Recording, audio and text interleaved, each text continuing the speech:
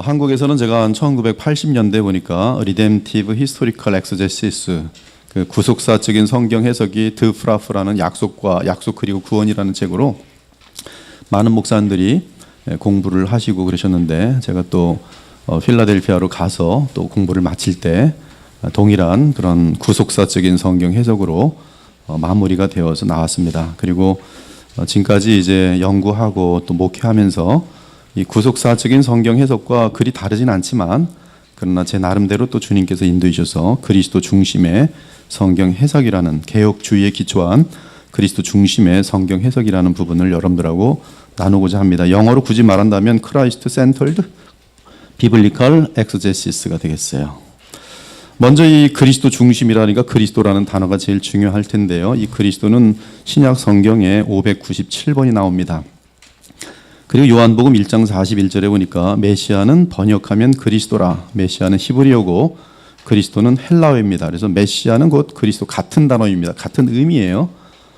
그리고 요한복음 4장 25절에도 여자가 이르되 메시아 곧 그리스도라 하는 이가 오실 줄을.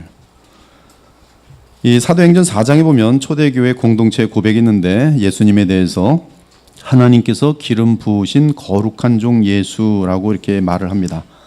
하나님께서 기름 부으신 거룩한 종 예수. 이것은 이제 신약 공동체의 예수님에 대한 어떤 일반적인 그러한 고백 및 명칭이었어요. 하나님께서 기름 부으신 거룩한 종 예수. 근데 오늘 이제 김원수 목사님께서 시편을 여러 개 나누어 주시겠지만, 시편 2장을 보면은 2절에 보면 이 시편 2장은 굉장히 이 구속사를 전부 아우르고 있는 어마어마한 시편입니다. 근데 2절을 보면 여호와와 그의 기름 부음 받은 자, 성삼위 하나님 여호와와 그리고 그의 기름 부음 받은 자, 두 분이 나오고요. 또 4절도 하늘에 계신 이가 웃으시며 주께서 그들을 비웃으시리로다. 같은 분으로 볼 수도 있지만, 지금 그 2장에서 둘로 구별되는 것으로 볼 때 하늘에 계신 하나님께서 웃으시고 또한 주께서 비웃는 그러한 내용입니다. 6절에 보면 하나님께서 내가 나의 왕을 내 거룩한 산 시온에 세웠다 하시리로다. 7절에 여호와께서 내게 이르시되 너는 내 아들이라 오늘 내가 너를 낳았도다. 예수께서 이 말씀을 가지고 또 자신의 정체가 그리스도인 사실을 알려줍니다. 8절에도 보면 내가 이방 나라를 내 유업으로 주리니 내 소유가 땅끝까지 이르리로다. 하나님께서 그리스도에게 지금 약속하시는 그 내용이고요. 네가 철장으로, 즉 그리스도께서 철장으로 이 온 세상 나라들을 깨뜨림이며 질그릇같이 부수리라. 그래서 이 11절 보면 여호와를 경외하고 12절은 그의 아들, 하나님의 아들에게 입 맞추라는 그러한 내용이 있습니다. 곧 하나님의 아들 그리스도께서 온 열방을 심판하실 이심을 보여주고 있는 것이, 그 이사야 61장에 보면은 주 여호와의 영이 내게 내리셨으니 이는 여호와께서 내게 기름을 부으사, 여기 나라는 것은 이제 신약으로 넘어오면 예수께서 자신에게 이루어졌음을 알려주고 있는데요. 지금 기름을 붓는다는 것이 그리스도라는 뜻이고요. 기름을 부음이 바로 메시아인데, 이 기름 부음에 의해서 메시아가 그 하나님의 영이 내리셨다. 그래서 이 메시아와 여호와의 영이 내리심이 지금 같이 사용되고 있습니다. 하나님께서, 여호와께서 지금 내게, 나중에 보면 나는 이제 예수님이신데 내게 기름을 부으셨는데, 그럴 때 여호와의 영이 내리셨다, 그렇게 말씀하고 있어요. 시간 관계상 다 읽지 못합니다. 그리고 이사야 이사야 61장의 내용을 거기 보면은 이제 야한 마사 그래갖고 이제 이게 메시아 단어가 거기 들어 있는데요. 야훼 이티, 여호와께서 내게 마사하 부으셨다, 기름을 부으셨다. 근데 그 이사야 61장의 1절의 내용이 예수께서 처음 사역을 시작하실 때 17절에 보니까 누가복음 4장 17절에 선지자 이사야의 글을 드리거늘 책을 펴서 이렇게 기록된 데를 찾으시니 곧 이사야 61장 1절이죠. 주의 성령이 내게 임하셨으니, 그리고 내게 기름을 부으시고, 즉 내게 기름을 부었다, 기름 부음을 받음으로 이제 그리스도가 되셨는데 성령이 바로 예수께 임하시는 그러한 내용입니다. 21절에 보면 이 글이 오늘 너의 귀에 응하였느니라. 이사야 61장에 여호와의 영이 내게 임하는데 주께서 내게 기름을 부으신 사건이 오늘 이루어졌다. 즉 나는 하나님의 영이 임한 바로 그 메시아, 곧 기름 부음을 받은 그리스도라고 고백을 예수께서 친히 말씀하신 내용입니다. 요한복음 1장에 보면 세례 요한의 고백이 있는데 하나님께서는 세례 요한에게 예수님이 누구신지를 알려주는데 1장 32절에 보니 요한이 또 증언하여 이르되, 세례 요한이죠, 내가 봄에 성령이 비둘기같이 하늘로부터 내려와서, 지금 이사야 61장의 그 내용이죠. 여호와의 영이 임하는 동일한 내용인데 그의 위에 머물렀더다. 그리고 33절에 그 하나님께서 세례 요한에게 하신 말씀이 성령이 내려서 누구 위에든지 머무는 것을 보거든 그가 곧 성령으로 세례를 베푸시는 이인 줄 알라. 그가 곧 성령으로 세례를 베푸시는 줄 알라. 이 성령으로 세례를 베푸시는 것은 나중에 보면 또 기름을 붓는 것과 같은 내용입니다. 겹칩니다. 그래서 이 성령을 베푸신, 성령으로 세례를 베푸시는 예수님은 또한 성령을 부으시는, 성령을 보내시는 중보자로서 분명하게 드러납니다. 조금 이따 보겠지만 모세가 하나님의 명에 따라서 기름을 부을 때 성령이 임합니다. 왕, 제사장, 또 선지자 같은 경우. 그래서 이 동일하게 계속적으로 성령, 기름 부음 이런 것들은 지금 계속 반복이 되고 있어요. 그리고 34절에 보니까 요한복음 1장 34절에 내가 보고 그가 하나님의 아들이심을 증언하였다. 하나님께서 그가 곧 하나님의 아들이라고 알려주심으로 말미암아 이제 하나님의 계시에 따라 성령이 그에게 임하시는 것을 보고 그가 곧 성령으로 세례를 베푸시는 줄 알고 이분이 곧 하나님의 아들이라 증언하였다. 3장 34절 하나님이 성령을 한량없이 주셨다. 누구에게? 메시아 그리스도에게 한량없이 주셨다. 이분은 하나님의 아들, 즉 신성을 가지신 그리스도로서 그분에게는 하나님이 부으신 성령이 unlimited, 한량없이 그에게 임하셨다. 이렇게 되어 있어요. 그리고 하나님의 아들 그리스도에게는 35절에 보니까 그분은 만유에 주시고 또한 생명의 주시다. 이렇게 알려주고 있습니다. 이거 지금 메시아, 그리스도, 성령 또 이러한 이제 연결된 그 예언과 성취의 간단한 그림이죠. 구약에 보면 이제 중보자라는 그 직분이 있는데 중보자는 죄인들이 하나님을 만나기 위해 반드시 필요한 신분이었습니다. 직접 만나려고 할 때 이스라엘 백성들은 그 하나님의 소리와 그 나타남의 현상이 너무나 두려워서 직접 하나님을 뵐 수 없었습니다. 그래서 이제 그들이 요청한 것이 중보자예요. 모세 당신이 우리 사이에서 하나님과 우리 사이에 좀 가운데서 역할을 좀 해주세요. 그래서 모세가 하나님께 묻지요. 그렇게 해도 됩니까? 하나님께서 그것이 좋겠다 해서 세워진 직분이 중보자입니다. 그런데 이 중보자에 대해서 신약에서는 바로 예수께서 중보자라고, 유일한 중보자라고 말씀하십니다. 하나님은 한 분이시요 또 하나님과 사람 사이의 중보자도 한 분이시니 곧 사람이신 그리스도 예수라. 구약의 중보자는 모세인데요. 이 모세는 기름을 붓습니다. 성령을 예표하는 기름을 부어요. 누구에게 붓는가? 왕과 대제사장과 선자에게 기름을 붓습니다. 근데 새 언약의 중보자이신 우리 주 예수 그리스도는 자기 백성들에게 성령을 부으십니다. 성령으로 세례를 베푸시죠. 그래서 성령으로 메시아 하시는 거예요. 메시아, 기름을 부으시는 거예요. 이 구약의 중보자 모세는 왕, 제사장, 선자의 역할을 하며 기름을 부어서 왕, 선지자, 제사장을 세웠어요.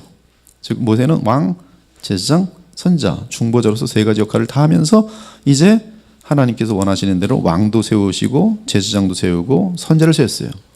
중보자는 무엇보다 선자로 여겨졌습니다. 그러므로 모세 이후 선자들은 제사장과 왕을 세우는 역할을 했어요. 그래서 이 출애굽기 29장 29절에 보면 이 모세가 아론에게 기름 부음으로 위임을 받게 하는 그런 장면이 나오고요. 기름을 부어서, 즉 메시아 하는 거죠. 기름을 부어서 직분을 위임합니다.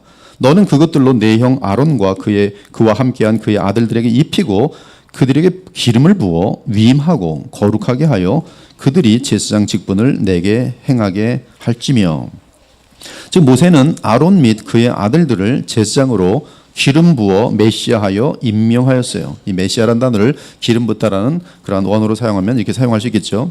근데 이 메시아 한다는 것은, 즉 기름을 붓는다는 것은 어떤 거룩한 일을 위임하는 것이고 거룩하게 구별하는 것을 말합니다. 그래서 너는 아론과 그의 아들들에게 기름을 발라 그들을 거룩하게 하고 그리고 이 제사장의 거룩한 직분을 감당하게 하라.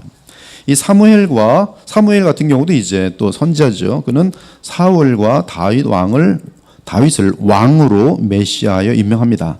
여호와께서 사무엘에게 알게 하여 이르시되 내일 이맘때 내가 베냐민 땅에서 한 사람을 네게로 보내리니 너는 그에게 기름을 부어 왕으로 삼으라. 이에 사무엘이 기름병을 가져다가 사울의 머리에 붓고 입맞추며 이르되 여호와께서 내게 기름을 부어 그의 기업의 왕으로 삼으셨도다 말하는 거죠 지금. 그래서 이 사무엘이 기름을 붓지만 사실은 사무엘을 시켜서 여호와께서 기름을 부으셨다 말하고 있습니다. 메시아 하셨다. 이 다윗의 빛이 붉고 눈이 빼어나고 얼굴이 아름답더라. 여호와께서 이르시니 이가 크니 일어나 기름을 부으라 하시는지라. 사무엘이 기름 뿔병을 가져다가 그의 형제 중에서 그에게 부었더니 이날 이후로 다윗이 여호와의 영으로 크게 감동되니라. 이 기름 부음을 받고 그것이 상징하는 성령의 충만함을 입는 다윗 왕을 보게 됩니다.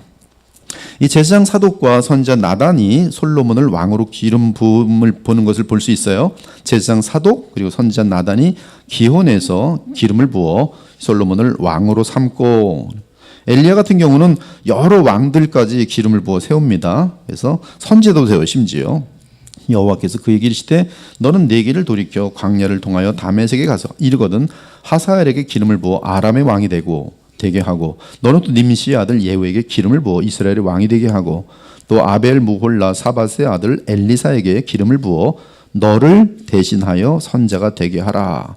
아무튼 지금 그 선지자의 역할에서 이 기름을 부어 선자도 세우고 왕도 세우고 또 대제사장도 세우는 장면을 볼 수가 있습니다. 엘리사 같은 경우는 이제 예후에게 기름을 부어서 왕으로 삼지요. 제사장 여호야다는 요아스 왕을 기름 부어 왕으로 세웁니다. 이 여호야다는 이제 선자는 아니지만 그러나 또 이 제사장으로서 그 당시 선자 역할을 감당하면서 요아스 왕을 기름 부어 왕으로 세워요. 아무튼 이 기름 부음을 받는 대상을 보면 선지자, 대제사장, 왕입니다. 기름 부음을 받아서 거룩하게 되고 그 역할을 따로 하게 되고 그들에게는 성령이 임하는 것을 구약에서 볼 수 있어요. 그런데 예수 그리스도는 성령으로 무한하게 한량없이 하나님으로부터 이 기름 부음을 받으시는데, 성령을 받으시는데 선지자, 대제사장, 왕으로 기름 부음을 받습니다.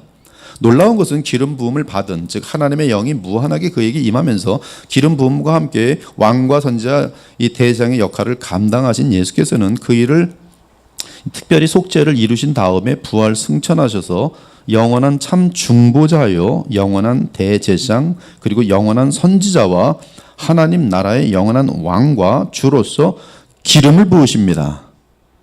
즉 예수께서는 그리스도로서 기름을 부으세요. 왕이시고 대제사장이고 영원한 마지막 선자로서 기름을 부으세요.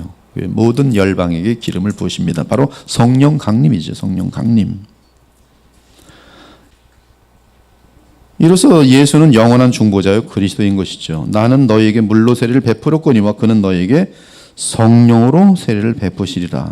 성령으로 풍성하게 부으시는 것이죠. 흘러 넘치도록 부으시죠. 우리에게 거룩하게 하시고 거룩한 직분을 감당하도록 하시죠. 누가?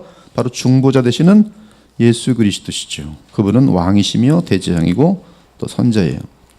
그러므로 우리는 성령을 받아 그리스도에게 속하여 그분을 선지자와 대제사장과 왕으로 모시고 살아갑니다. 즉 하나님의 아들을 믿음으로 주를 그리스도로 모시고 살아갑니다. 그러면 어떤 특정 메시아를 기다리게 된 것은 무엇을 근거로 하는가? 구약 성경을 보니까 이 그리스도에 대한 첫 번째 등장의 내용은 사무엘의 어머니 한나의 기도입니다. 여기 보면 여호와께서 땅끝까지 심판을 내리시고 자기 왕에게 힘을 주시며 자기의 기름 부음을 받은 자의 뿔을 높이시리로다. 여호와로부터의 기름 부음을 받은 자, 정확히 나옵니다. 즉 메시아지, 메시아. 그리고 이 자기 왕, 자기의 기름 부음을 받은 자는 하나님이 아담 및 아브라함을 포함한 선자들을 통해 주신 여러 언약들과 맞물리게 됩니다. 먼저 이 하나님이 주신 언약들을 살펴보면 가장 처음에 나온 언약이 다 복음 관련된 것인데요. 여자의 그 후손이 자르, 야흐, 후 이렇게 됐어요. 이 후라는 것은 지금 남성 단수인데요.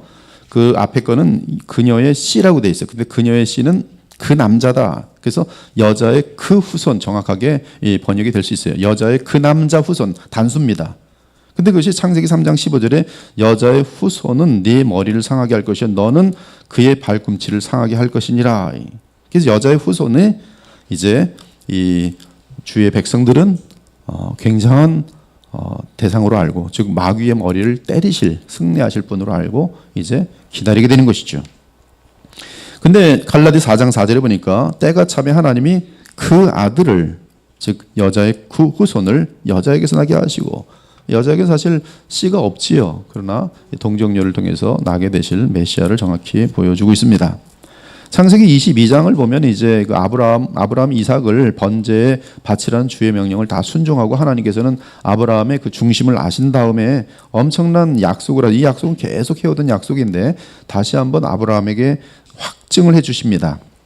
여호와의 사자가 하늘에서부터 두 번째 아브라함을 불러 이르시되 여호와께서 이르시기를 내가 나를 가리켜 맹세하노니, 하나님의 맹세입니다. 히브리서에 계속 나오는 하나님 맹세로 말씀하셨다.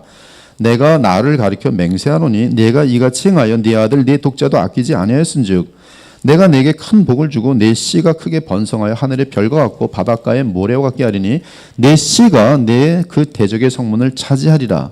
또 내 씨로 말미암아 천하 만민이 복을 받으니, 여기 보면 내 씨로 말미암아 천하 만민이 복을 받으니, 이것이 창세기 12장에 하나님께서 아브라함을 택하시면서 궁극적으로 이루어질 그런 그림을 이미 예언해 주신 것인데, 바로 이 내 씨로 말미암아, 아브라함 안에 있는 그 씨로 말미암아 모든 민족이 복을 받을 것이다. 즉 영생을 얻을 것이다. 기업을 얻을 것이다. 성령을 받을 것이다.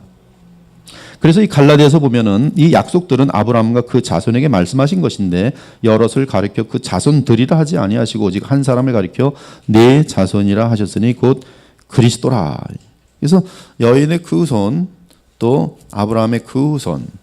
근데 구약에서는 이 그 후손은 계속 이어지는데 이제 메시아와 정확히 연결되는 개념입니다. 그것은 모세의 뒤를 잇는 그 선지자예요. 모세에게 여호와께서 말씀하십니다. 네 하나님 여호와께서 너희 가운데 내 형제 중에서 너를 위하여 나와 같은 선지 하나를 일으키시니, 지금 모세가 이스라엘 백성들이 말하는 것이요 너희는 그의 말을 들을지니라. 너희는 그의 말을 들을지니라. 이것은 마태복음 17장 5절로 이어지는데요. 누구든지 내 이름으로 전하는 내 말을 듣지 아니하는 자는 내게 벌을 받을 것이요.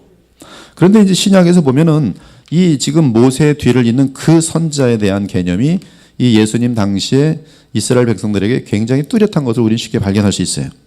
그래서 요한복음 6장 보면 이에 거두니 보리떡 5개로 먹고 남은 조각이 12바구니에 찼더라. 그 사람들이 예수께서 행하신 이 표적을 보고 말하되 이는 참으로 세상에 오실 그 선지자라 하더라. 그 선지자, 즉 그리스도예요.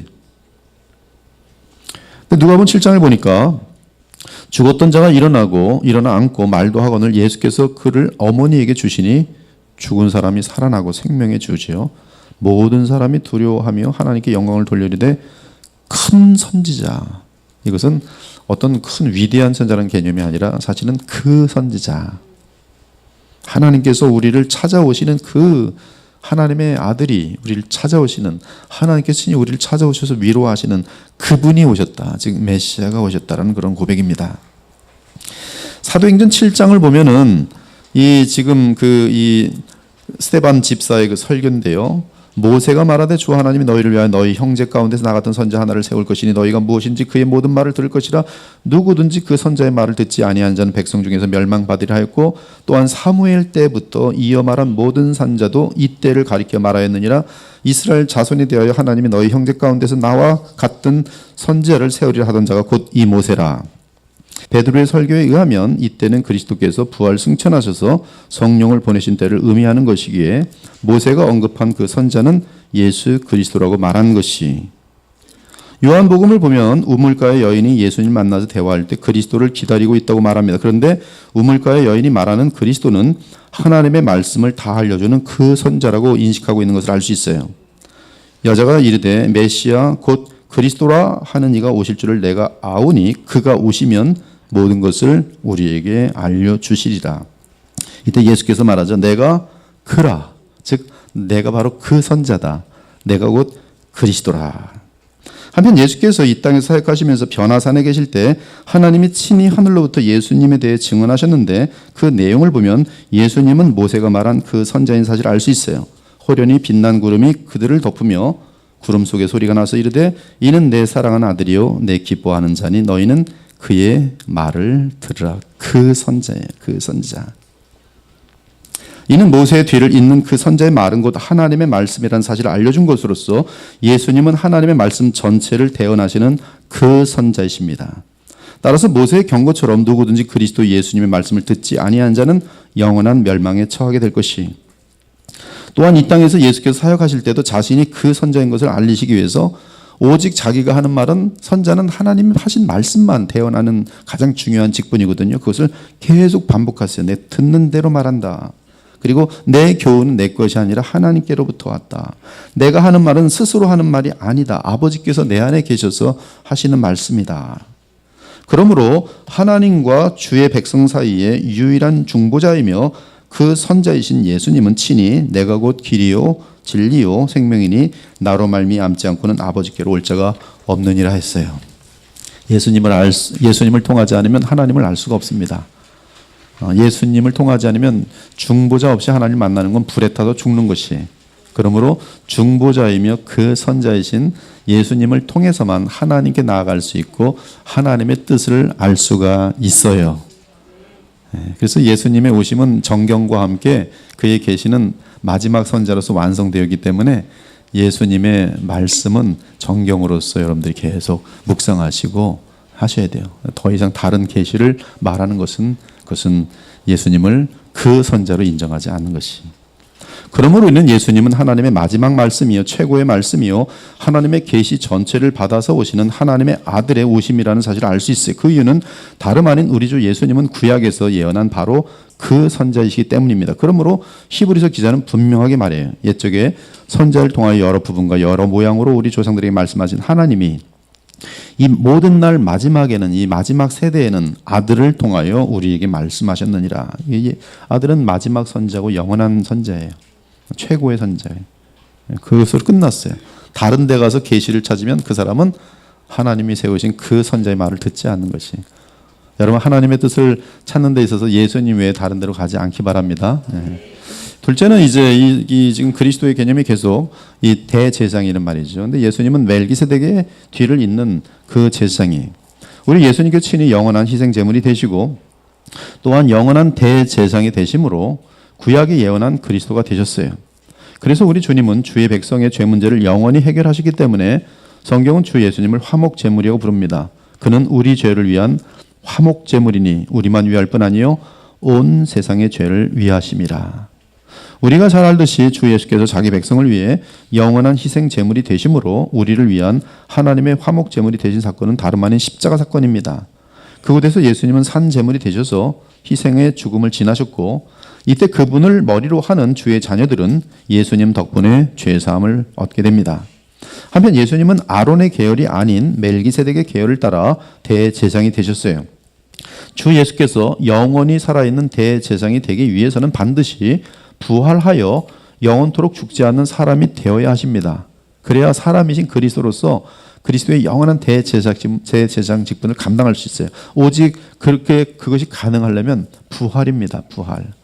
이에 성경은 예수님의 부활과 관련해서 우리를 위한 대제사장의 영원한 사역을 증거합니다.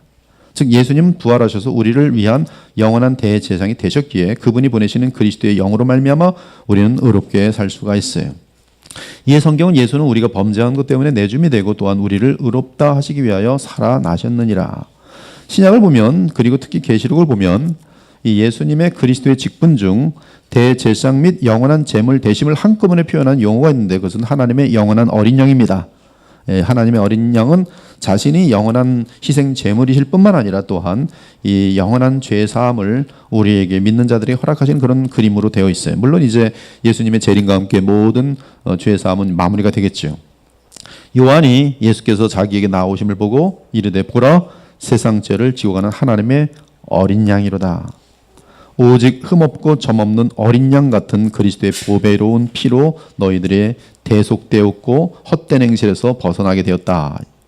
내가 또 보니 보좌와 네 생물과 장로들 사이에 한 어린 양이 서 있는데 일찍이 죽임을 당한 것 같더라. 큰 음성으로 이르되 죽임을 당하신 어린 양은 능력과 부와 지혜와 힘과 존귀와 영광과 찬송을 받으시기에 합당하도다. 지금 계시록이 묘사하고 있는 이 어린 양은 부활, 승천, 영광을 얻으신 만유의 주의 모습입니다. 그러나 특히 그분의 그리스도의 여러 역할 중에 대제사장에서의 영원한 희생제물 그리고 대제사장의 역할이 한꺼번에 그 어린 양이라는 단어 속에 특히 많이 담겨 있어요. 모세 율법이 정한 희생 제도는 장래에 오실 영원하고 순결한 하나님의 어린 양의 희생을 예표하고 있습니다. 그 내용은 히브리서에 간략하게 요약되어 있어요. 이와 같이 그리스도도 많은 사람의 죄를 담당하시려고 단번에 들이신 바 되셨으니 이는 황소와 염소의 피가 능히 죄를 없이 하지 못함이라. 하나님의 이 뜻을 따라 예수 그리스도의 몸을 단번에 들이심으로 말미암아 우리가 거룩함을 얻었노라. 오직 그리스도는 죄를 위하여 한 영원한 제사를 드리시고 하나님 우편에 앉으사. 어떻게 하나님 우편에 앉으셨어요? 하나님께서 그를 이렇게 세우시고 부활 승천케 하시고 그에게 만유의 주가 되시고 만왕의 왕이 되게 하심으로 하나님 우편에 앉아 계셨어요. 부활하신 그리스도께서. 그가 거룩하게 된 자들을 한 번에, 여기 한 번은 단번에 영원이란 뜻이에요. once for all. 단번에 한 번의 제사로 영원히 온전하게 하셨느니라. 이것들을 사하셨은즉 다시 죄를 위하여 제사 드릴 것이 없느니라. 또한 선자 중에는 이사야 선자가 어린 양의 희생으로 인한 죄사함을 상세하게 묘사하고 있습니다. 이사야 53장이 그러하지요. 6절에 보니 예수께서 우리 모두의 죄악을 그에게 담당시키셨도다. 그가 살아있는 자들의 땅에서 끊어짐은 마땅히 형벌받을 내 백성의 허물 때문이라. 11절에 보니까 나의 의로운 종이 자기 지식으로 많은 사람을 의롭게 하며 또 그들의 죄악을 친히 담당하시리라. 예수님 안에서 영원한 대제사장이시고 영원한 희생제물이 되신 그분만이 인간의 죄 문제를 담당하시고 해결해 주시는 분이 분명은 이사야 53장부터 이미 알려주고 있는 것이죠.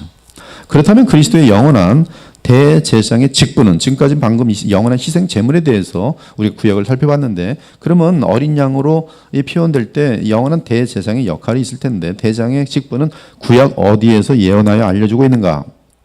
아론이 아닌 멜기세덱의 반열을 따른 그 대제사장의 직은 시편 110편에서 예언되어 있어요. 여호와는 맹세하고 변하지 아니하시리라 이르시기를 너는 멜기세덱의 서열을 따라 영원한 제사장이라 하셨도다. 신약에서는 히브리서 기자가 우리 주 예수께서 멜기세덱의 반열을 따르는 영원한 대제사장이 되었다고 증거합니다. 너는 내 아들이니 내가 오늘 너를 낳았다 하였고 또한 이와 같이 다른 데서 말씀하시되 내가 영원히 멜기세덱의 반차를 따른 제사장이라 하셨으니 예수께서 멜기세덱의 반차를 따라 영원히 대제사장이 되어 우리를 위하여 들어가셨느니라. 하나 하늘 성소에 들어가셔서 지금도 여러분의 죄를 용서하세요. 여러분 기도할 때마다 그 영원한 속죄의 효력으로 오늘도 여러분이 주님 잘못했습니다. 그러면 하나님께서는 그리스도의 대제사장 직분에 따라서 여러분의 죄를 용서하시고 예수께서는 영원한 대제사장으로서 여러분의 죄를 씻어주시고 그러면 여러분 마음이 깨끗하게 되고 다시 하나님과 교통할 수가 있게 되는 것이죠. 그는 육신에 속한 한 계명의 법을 따르지 아니하고 오직 불멸의 생명의 능력을 따라 되었으니 증언하기를 네가 영원히 멜기세덱의 반차를 따르는 제사장이라 하였도다. 그러므로 우리에게는 큰 대제사장이 계시며 그분은 승천하신 이곳 하나님의 아들 예수라는 것을 알 수 있어요. 이는 우리 예수님은 우리를 위한 영원한 대제사장으로서 그리스도라는 말씀이 즉 예수께서는 영원한 마지막 선자로서 우리의 그리스도고 지금 영원한 대제사장 죄 문제를 해결해 주시는 영원한 희생제물과 대제사장으로서 우리의 그리스도예요. 그리고 마지막 선자로서 그분 외에는 하나님의 뜻을 알 수가 없어요. 셋째는 이제 이 메시아는 왕과 관련됩니다. 기름 부음을 받는 신분은 왕인데 다윗의 뒤를 잇는 그 왕이 즉 이 땅에 임하는 영원한 나라와 영원한 왕입니다. 예수 그리스도는 구약에서 예언된 그 왕입니다. 구약을 보면 나단 선자가 여호와 하나님으로부터 계시를 받아 다윗의 왕위를 이어 영원한 나라를 상속받을 그 왕이 올 것이라고 예언합니다. 나단이 다윗에게 한 내용이에요. 여호와가 또 내게 이르노니 여호와가 너를 위하여 집을 짓고 또 네 수완이 차서 네 조상들과 함께 누울 때에 내가 네 몸에서 날 네 씨를 네 뒤에 세워 그의 나라를 경고하게 하리라. 그의 나라를 영원히 경고하게 하리라. 그는 내 이름을 위하여 집을 건축할 것이요 나는 그의 나라 왕위를 영원히 경고하게 하리라. 한편 시편을 보면 여호와 하나님께서 다윗에게 하신 언약을 영원히 굳게 지킬 것이라는 내용이 기록되어 있어요. 즉 분명히 나단 선지자를 통해서 하나님은 다윗의 어떤 씨를 통해서 영원한 하나님의 나라를 이 땅에 세우기로 계속 약속하시고 시편을 보면은 시편 89편을 보면은 그 약속을 맹세로 지킬 것을 주께서 여러 번 말씀하시는 거예요. 내가 내 종 다윗을 찾아내어 나의 거룩한 기름을 그에게 부었도다. 내가 또 그를 장자로 삼고 세상 왕들에게 지존자가 되게 하며 그를 위하여 나의 인자함을 영원히 지키고 그와 맺은 나의 언약을 굳게 세우며. 하나님께서 다윗 왕과 맺은 언약이 무엇입니까? 바로 내 씨를 통해 영원한 하나님의 나라를 견고히 세운다는 언약이에요. 29절 또 그의 후손을 영구하게 하여, 정확히 말합니다. 그 씨입니다. 그의 왕위를, 즉 메시아의 왕이죠. 하늘의 날과 같게 하리라. 즉 영원하게 하겠다. 하나님 말씀하십니다. 내 언약을 깨뜨리지 아니하고 내 입술에 낸 것은 변하지 아니하리라. 내가 나의 거룩함으로 한 번 맹세하였은즉 다윗에게 거짓말을 하지 아니할 것이라. 지금 이 내용은 시편 89편의 내용은 주 여호와 하나님께서 100% 이 일을 다윗에게 하신 약속을 반드시 이루시겠다는 맹세가 계속 반복되고 있는. 그의 후손이 장구하고 그의 왕위는 해같이 내 앞에 항상 있으며 또 궁창의 확실한 증인인 달같이 영원히 경고하게 되리라. 무엇이? 다윗의 그 씨로 인한 하나님의 나라가.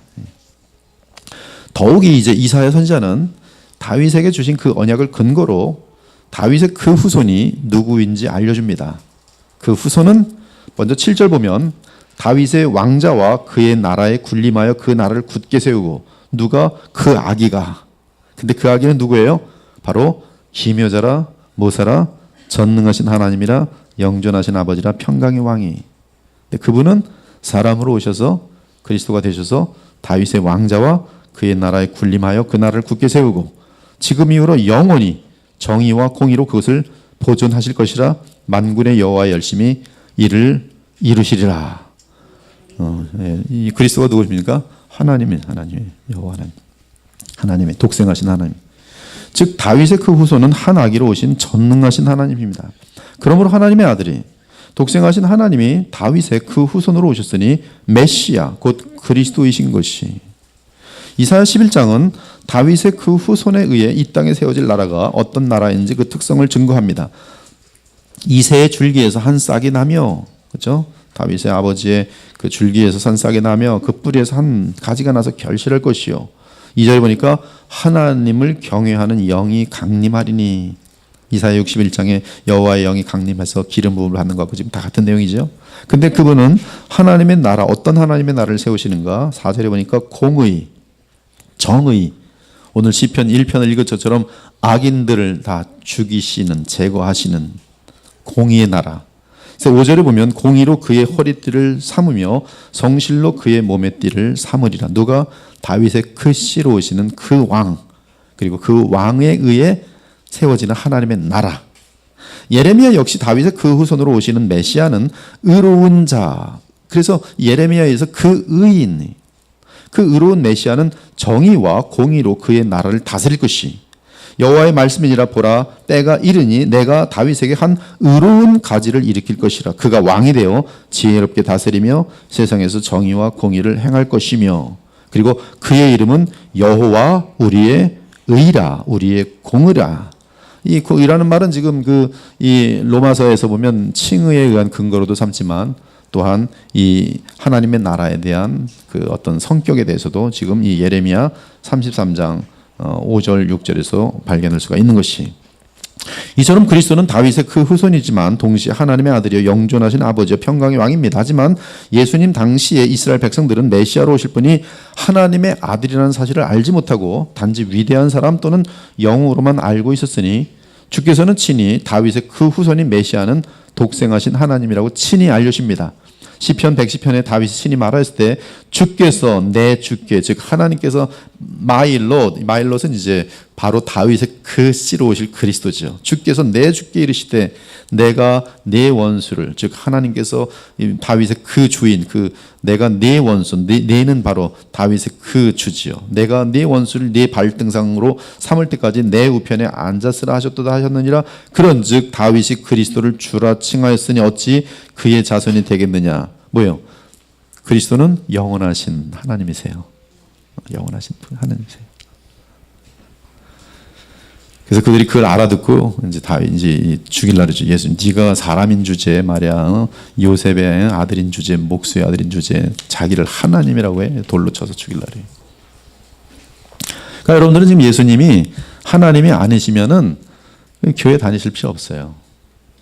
그러나 예수님이 하나님의 아들이시면, 그것은 지금 시편 2편에 나온 것처럼 안 믿으면 여러분은 하나님께 나갈 길도 없고 멸망밖에 없습니다.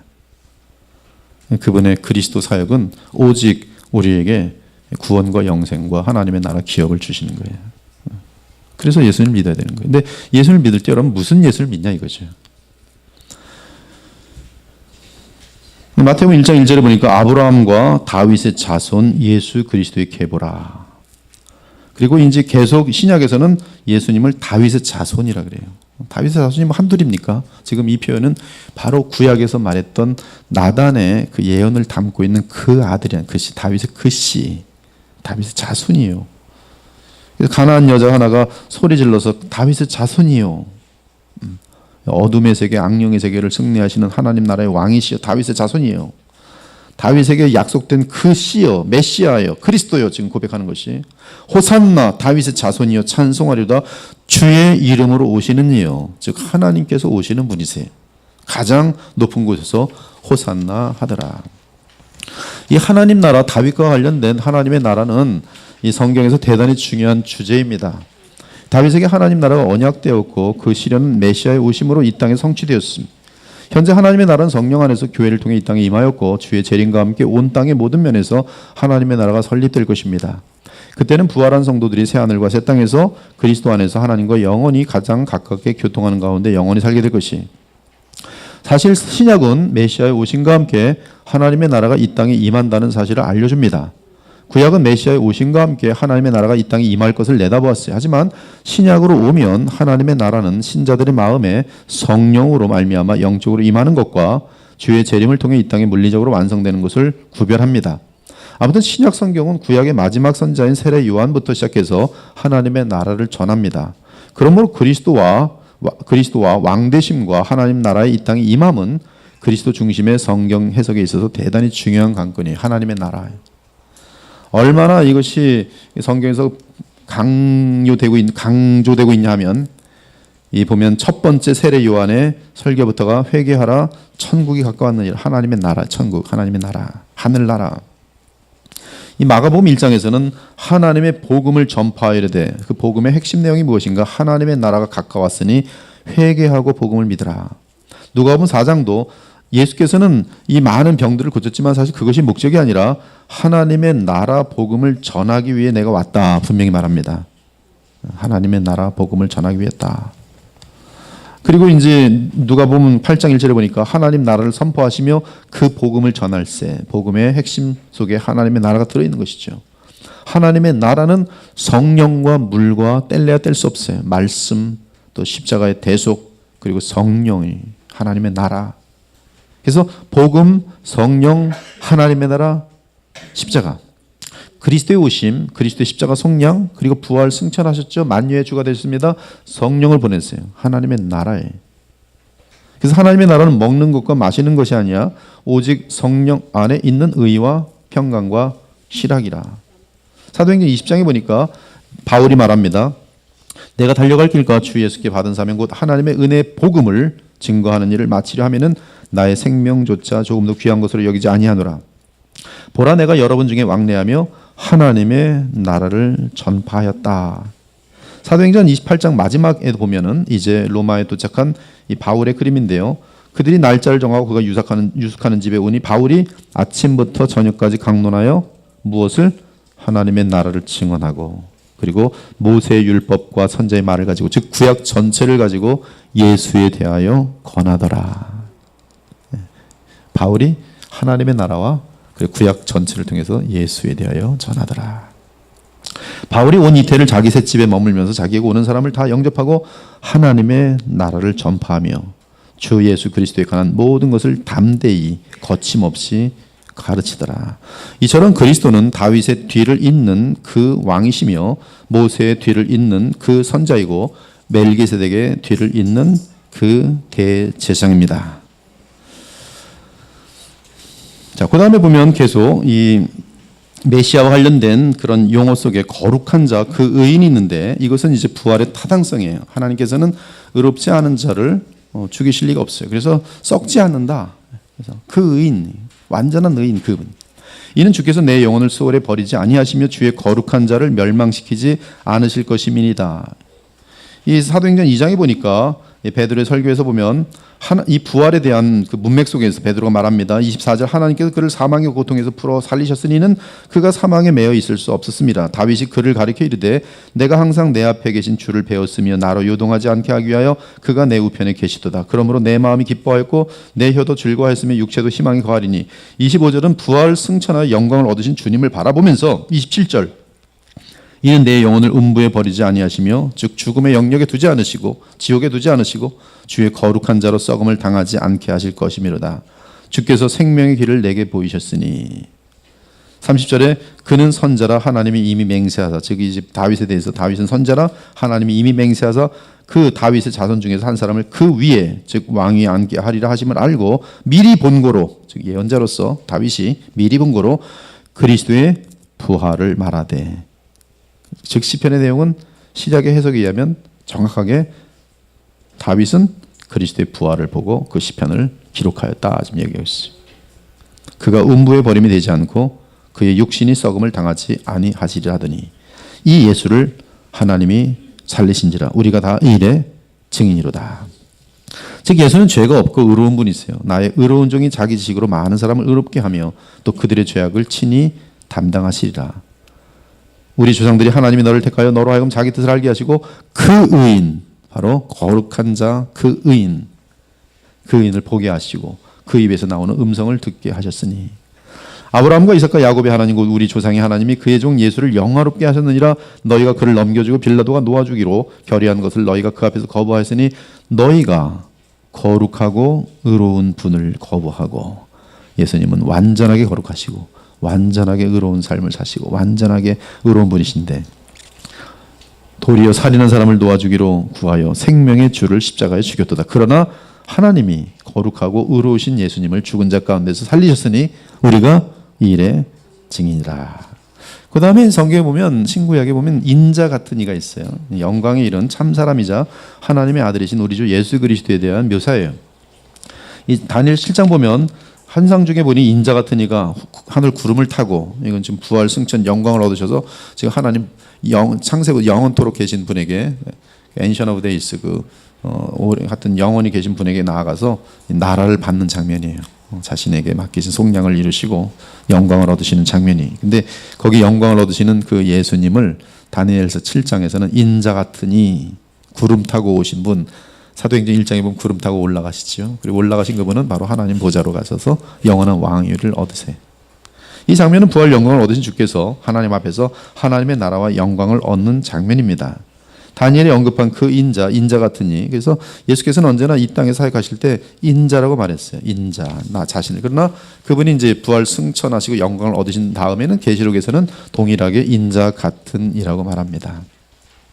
즉 영원한 왕은 나사렛 예수로서 부활함으로 영원히 죽지 않는 왕이. 예수님 자신을 불러 그 인자라고 하십니다. 예수께서 이르시되 여우도 굴이 있고 공중에서도 거처가 있을 때 인자는 머리 둘 곳이 없다 하시더라. 그러나 인자가 세상에서 죄를 사하는 권능이 있는 줄을 너희로 알게 하려 하노라. 즉 다니엘 7장에 나오는 그 인자예요. 메시아 그리스도. 인자는 안식일의 주인이라. 인자도 밤낮 사흘 동안 땅속에 있으리라. 바로 메시아의 십자가의 죽음에 대한 내용이죠. 계시록 1장에 보니까 이제 영광을 얻으신 우리 주 예수님의 모습입니다. 촛대 사이에 인자 같은 이가. 14장 14절도 보니까 내가 보니 흰 구름이 있고 구름 위에 인자와 같은 이가 앉으셨는데 그 머리에는 금 면류관이 있고 그 손에는 예리한 낫을 가졌더라. 이 모든 내용이 예수님께서 탄생하실 때 이 세례 요한의 아버지 사가랴의 예언 속에 담겨 있어요. 69절을 보면, 누가복음 1장 69절을 보면 구원의 뿔을 그 종 다윗의 집에 일으키셨으니, 즉 하나님의 나라 그 왕, 그것이 거기에 담겨 있어요. 그리고 68절에는 십자가의 죽으심이 담겨 있어요. 속량하시며 값을 대신 치르심이죠. 73절에 보면 이러한 모든 것들은 아브라함에게 하신 맹세죠. 그 다음에 76절에 보니까 이 아이여 네가 지극히 높으신 이의 선자라 일컬음을 받고, 77절에 주의 백성에게 그 죄사함으로 말미암는 구원을 알게 하리니, 즉 이 지금 스가랴의 이 메시아 예수님에 대한 예언 속에는 왕, 나라, 선자, 대제사장의 역할이 다 예언되어 있어요.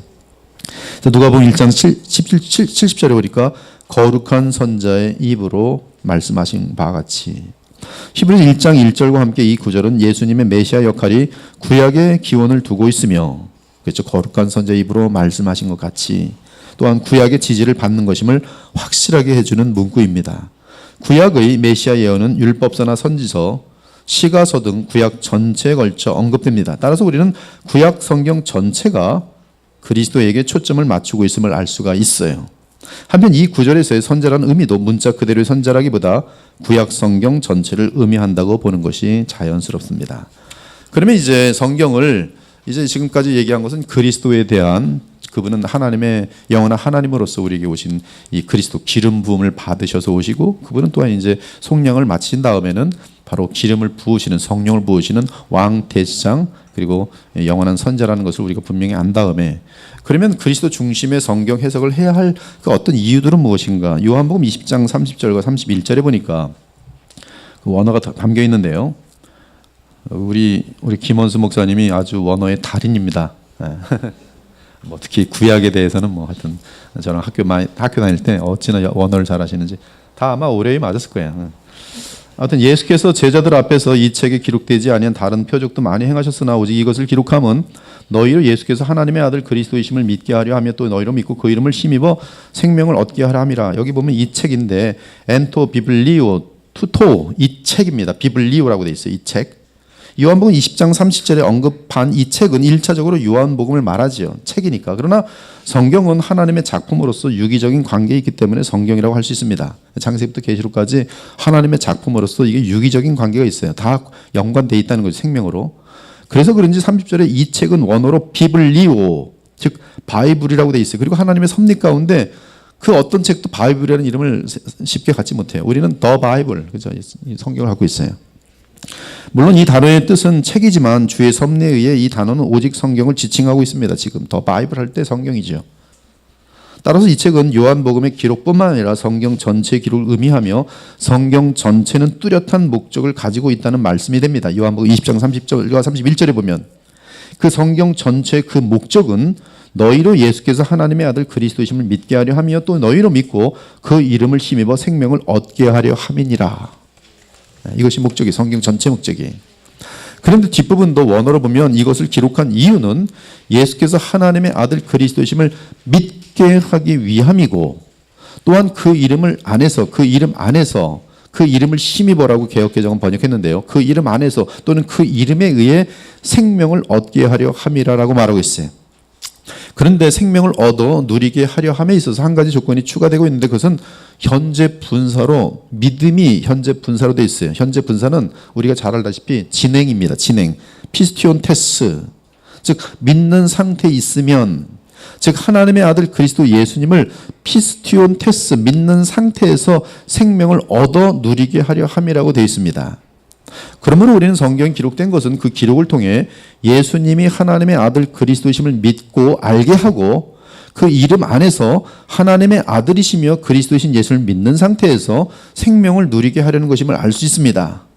즉 생명을 누리려면 예수 그리스도를 한 번 믿어도 되는 것이 아니라 계속 믿는 상태여야 한다는 사실을 알게 돼요.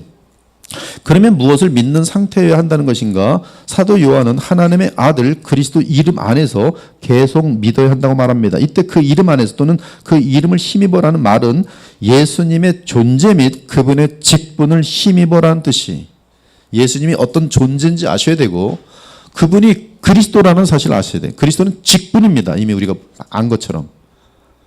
그러니까 이것을 정확히 모르면 여러분들은 예수님 믿는다는 것이 무슨 보험 드는 줄 알아요. 하나님의 아들이 우리에게 그리스도로 오셨어요. 그리고 그 그리스도라는 그 분명한 직분에 힘입어 그것을 믿는 상태 속에서 효력을 누린다 이거예요. 생명의 효력을. 그러므로 우리가 생명을 누리기 위해서는 예수님이 하나님의 아들 그리스도로서 무슨 일을 하시는지를 알아야 하고 그리스도의 직분을 지니신 하나님의 아들 예수님을 의지할 때 생명을 누린다는 말씀입니다. 우리는 그리스도를 말하기 전에 예수님은 독생하신 하나님이 사람의 몸을 입으신 하나님의 아들이라는 사실을 성경을 통해 알려주어야 해요. 이건 역시 그리스도 중심의 성경 해석에서 성경 전체를 다룰 때 가장 중요한 과제입니다. 육신으로 하면 그리스도가 그들에게 나셨으니 그는 만물 위에 계신 하나님이시. 이 로마서 9장 5절은 엄청난 선포예요. 그리스도 그분은 누구예요? 하나님. 육신으로 오신 그리스도, 사람의 몸을 입고 오신 그리스도, 참사람이신 그리스도는 동시에 전능하신 하나님이세요. 세세의 영광을 받으실래. 이게 엄청나게 중요한 복음에서의 핵심이에요. 예수님 누구신가? 하나님이세요. 네, 그리스도로 오셨어요. 그러니까 사람으로만 알면 안 돼요. 왜 사람이냐 이거예요. 그리스도로서의 사람이신 그리스도라. 또 아는 것은 하나님의 아들이 이리로 우리에게 지각을 주사 우리로 참된 자를 알게 하신 것과 또한 우리가 참된 자 그의 아들 예수 그리스도 안에 있는 것이니 그는 참 하나님이시요 영생이라. 예수님은 하나님의 아들이십니다. 그분은 한 분이신 성삼위 하나님 안에서 영원하신 아들 하나님이시며 영원하신 말씀이. 그런데 성자 하나님이신 그분이 동정녀 마리를 통해 성령으로 잉태됨으로 참 사람이 되셨어요. 따라서 예수님은 독생하신 하나님이 참 사람이 되신 참 하나님이자 참 사람이. 동정녀 마리아를 통해 사람으로 오셨으니 원죄를 물려받지 않은 죄가 없으신 참 사람입니다. 그런데 왜 독생하신 하나님이 사람이 되셨는가? 바로 그리스도가 되시기 위해 사람이 되셨어요. 왜 그리스도가 되셨는가? 이는 우리로 하여금 예수님의 그 이름을 힘입어 생명을 얻어 누리게 하기 위해서예요. 여기서 우리는 그 이름을 힘입는다는 표현에 주의해야 하는데 이는 예수님을 믿을 때 그분의 그리스도 직분과 하나님의 아들로서의 특징을 다 포함한 속성을 믿는 것을 말해요. 그러므로 복음은 여러분들이 공부를 많이 하셔야 됩니다. 무식하게 믿는 게 아니에요. 예수님 믿으면 돈 많이 벌고 예수님 믿으면 뭐 잘 살겠지. 이것은 복음을 믿는 게 아니라 샤머니즘이죠. 이름만 예수님의 이름을 붙이는 것이죠. 더 무서운 죄가 되는 것이죠. 구약 4,000년 동안 모든 선지자들은 하나님이 보내실 그 메시아를 기다렸어요. 그러면서 메시아가 어떤 역할을 할지 임시적인 메시아들을 세웠습니다. 그 임시적인 메시아들은 왕과 선지자와 대제사장이었어요. 이 세 직분은 하나님과 주의 백성 사이에서 주의 백성이 하나님과 교통하도록 하는 일을 수행했어요. 왕은 하나님의 통치를 전달하는 역할을 했고 선지자는 하나님의 의도와 계획을 말씀으로 알려주는 역할을 했으며 전쟁 나갈까요 말까요? 선지자에게 물어봤어요. 제사장은 하나님과 사람 사이를 가로막는 죄의 문제를 해결해 주는 역할을 했어요. 제사장들이 얼마나 동물들로 이 제사를 드렸는지 몰라요. 피 냄새가 매일. 그리고 이 절기 때에는 그냥 그 피로 그냥 하루가 완전히 그냥 그 많은 사람들이 다 유월절 양을 드릴 때 제사장들이 얼마나 피 냄새를 맡겠어요. 그러나 구약의 이러한 메시아 직분은 영원한 것이 아니었고 또한 완전한 것도 아니었습니다. 따라서 언젠가 영원한 왕이 오시고 영원한 마지막 말씀이 되시며 영원토록 우리의 죄를 실제로 제거해 주실 영원한 대제사장이 필요했어요. 그래서 구약의 선지자들은 이 모든 세 가지 직분을 완전하게 영원히 감당할 분을 메시아라는 이름으로 기다리게 했어요. 그런데 신약 성경은 예수님이 그 메시아 바로 그리스도라고 알려줘요. 그분은 하나님의 아들이며 또한 그리스도의 역할을 하세요. 그래서 하나님의 아들 그리스도 이것이 대단히 중요한 예수님에 대한 명칭이 주 예수 그리스도 하나님의 아들 예수 그리스도이 너희 가운데 전파된 하나님의 아들 예수 그리스도는 예하고 모든 언약의 예예요. 그분의 다 언약이 성취됩니다. 시몬 베드로가 대답하여 주는 그리스도시요 살아계신 하나님의 아들이십니다. 이것을 알 것은 사람의 힘으로 되는 것이 아니라 하늘 아버지께서 내게 알려주셨다. 마가복음 1장 1절 하나님의 아들 그리스도의 복음 예수 그리스도의 복음의 시작이라. 요한복음 11장 예수께서 이르시되 나는 부활이요 생명이니 나를 믿는 자는 죽어도 살겠고 무릇 살아서 나를 믿는 자는 영원히 죽지 아니하리니 이것을 네가 믿느냐 이르되 주여 그리하다 주는 그리스도시요 세상에 오시는 하나님의 아들. 그리스도 하나님의 아들. 여러분 정확히 이것을 알고 있어야죠. 성경 전체를 통해서. 예수님은 하나님의 아들, 독생하신 하나님. 그러나 우리에게 사람이 되셔서 오신 그리스도, 우리의 왕, 대제사장, 영원한 선자예요. 이 모든 것의 중심에는 그리스도의 십자가의 죽으심이 있어요.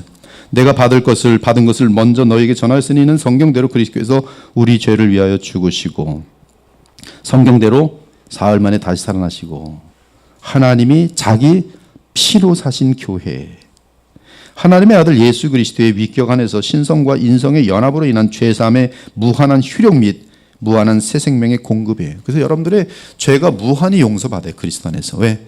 그분은 전능하신 무한한 영원하신 하나님이시기 때문에.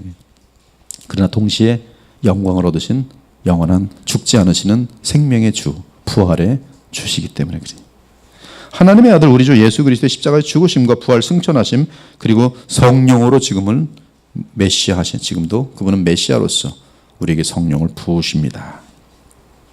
다시 성경을 확인해 보면 하나님의 아들 그리스도 예수를 믿는 자마다 영생을 얻게 하려 하심이, 즉 예수님은 이 땅에 오신 하나님, 즉 하나님의 아들이시기 때문에 그분의 그리스도의 직분의 효력은 무한하고 영원합니다. 또한 그분은 부활하심으로 영원한 사람이 되셨기 때문에 영원한 우리의 중보자요 그리스도이시. 그러므로 우리는 무한한 생명을 그리스도 안에서 누릴 수가 있어요. 무엇을 통해서? 믿음으로. 믿음으로. 여러분 성경 전체는 믿음으로만 돼요. 믿음에다가 뭐 플러스 시키면 안 돼요. 그냥 여러분이 거듭나는 것도 주님이 주신 믿음에 대한 믿음으로. 여러분들이 항상 그리스도를 닮아가며 거룩을 이루어가고 죄에 승리하는 것도 믿음으로 그리스도와 연합되어지는 것이. 그러면 우리는 무한한 생명을 누릴 수 있어요. 새 하늘과 새 땅으로 이어지는 영생을 누릴 수 있습니다. 이 세상에서나 내세에서나 하나님의 나라의 풍성한 생명을 누릴 수 있어요. 누구 덕분인가? 하나님의 아들이요 그리스도이신 예수님 덕분이. 그러므로 우리는 그 이름을 힘입어 하나님의 아들 예수 그리스도를 믿는 상태에서 생명을 누리는 것이. 그러므로 성경에서 말하는 생명은 그 생명을 받는 어떤 단회적인 사건이 있어야 하겠지만 그 생명을 누림은 계속적으로 생명의 근원이신 그리스도시며 하나님의 아들인 예수님을 그 이름 안에서, 그분의 역할 안에서 믿어야 해요. 그래야 새 언약 곧 복음의 효력을 누리게 되는 것이. 이 땅에 오신 하나님의 아들 예수께서는 십자가에서 죽으심으로 우리의 죄사함을 위한 대속물이 되셨고 또한 영원한 대제사장이 되심으로 지금도 우리의 죄 문제를 해결하여 주십니다. 또한 예수님은 부활 승천하신 후에 만왕의 왕이요 만유의 주로서 성령으로 보내셨기에 이 땅에는 하나님의 나라가 성령과 함께 임한 상태에 있어요. 성령께서는 하나님 보좌 우편에 계신 예수 그리스도께서 보내신 영으로서 우리 신자들의 마음과 몸 안에 내재하십니다. 이에 성령은 구약과는 달리 그 칭호가 그리스도의 영이라고 불리는 것을 발견할 수 있어요. 이는 성령께서 우리 심령 안에서 그리스도의 역할을 감당하시는 이러한 특권은 구약 성도들에게 없었어요. 오직 그리스도를 실제로 맞이한 우리 믿는 자들에게만 주어진 특권입니다. 세례 요한은 이 현실을 누리게 될 자들에 대해서 굉장히 부러워했던 거예요. 여인이 낳은 자 중에 가장 위대한 세례 요한도 하나님 나라를 맛보게 될 그 특권에 비교하면 아무것도 아닌 것이죠. 너희 속에 하나님의 영이 거하시면 누구든지 그리스도의 영이 없으면 그리스도의 사람이 아니라. 또 그리스도께서 너희 안에 계시면, 즉 그리스도의 영이 우리 안에 있다는 것은 성령 안에서 그리스도께서 친히 우리 안에 계신 것이죠. 이것이 가장 큰 비밀입니다. 그리스도께서 우리 안에 계신다는 사실. 우리 안에서 뭐예요? 그리스도의 역할을 감당하세요. 심지어 양자의 영을 받았으므로 우리가 아빠 아버지라 부르짖느니라. 그리고 거듭난 자의 신앙생활을 요약한 갈라디아서 2장 20절 역시 우리 마음속에 성령으로 그리스도께서 계신 것을 알려줍니다. 다 같이 읽죠. 여러분 시작.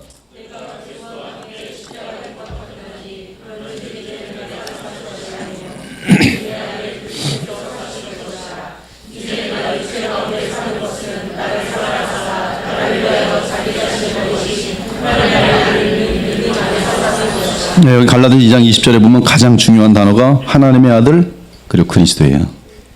그리고 그리스도는 그 역할과 물려 있고 하나님의 아들은 바로 우리에게 오신 독생하신 하나님, 그분의 정체를 알려주고 있어요.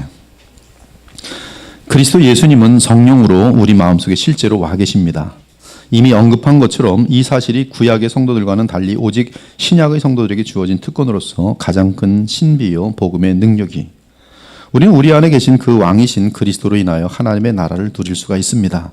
그 나라는 지금 성령으로 우리 마음속에 이루어져 있고 우리 마음 안에서 의를 이루도록 역사하고 있어요. 지금 보면 이제 지금 그리스도로서 내 마음속에 왕으로, 선자로, 대제사장으로 지금 역사하신, 성령으로 역사하시는 그것을 우리가 갈라디아서 2장 20절에서 알 수 있는 것이죠. 즉 내 마음속에 왕으로 계신 그리스도. 그래서 우리는 하나님의 나라를 누릴 수가 있어요. 하나님의 나라는 성령 안에서 의와 평강과 희락이, 그 나라는 지금 성령으로 우리 마음속에 이루어져 있고 우리 마음 안에서 의를 이루도록 역사하고 있어요. 하나님의 나라는 공의와 진실입니다. 그러니까 여러분들이 하나님의 나라를 누린다는 것은 여러분의 삶에 의가 나타나게 돼 있어요. 거짓이 없고 진실하며 하나님의 계명들을 주의 능력에 의해서, 주의 은혜에 의해서 그것을 하나씩 지켜나가도록 돼 있어요.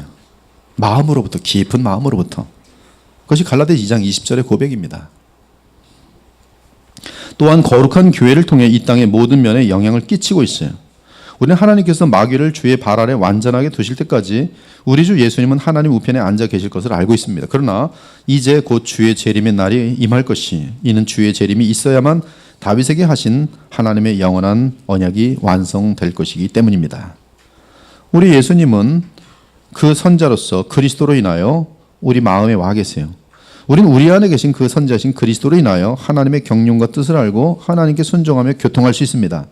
중요한 사실은 마지막 그 선자께서 오셔서 성경을 완성하셨고 우리 안에 계신 그리스도는, 즉 성령으로 이제 성경이 완성되죠. 우리 안에 계신 그리스도는 성령의 조명으로 정경 그 말씀을 깨달아 알게 하신다는 사실이, 그러므로 우리는 오직 성경으로 돌아가야 할 것이, 우리는 우리 안에 계신 그 대제사장이신 그리스도로 인하여 정죄함으로부터 자유함을 얻고 양심이 정결하여지며 나아가 거룩한 마음을 유지할 수가 있습니다.